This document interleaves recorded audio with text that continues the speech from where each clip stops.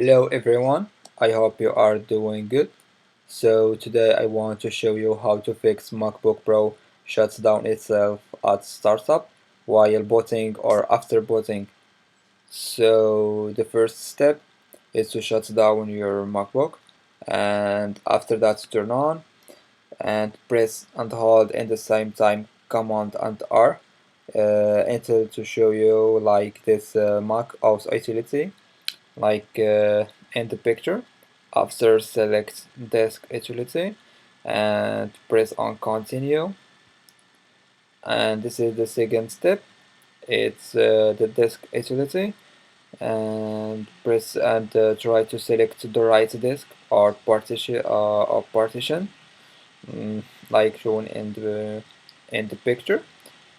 And after that click on verify disk, the first step, and the second one and to click on repair disk until if there are some errors it will fix with you. So that's all. I hope that help you, and if there are some question or something, just let it in the comments. Please guys, don't forget to subscribe and to share the video and to support us, and thank you.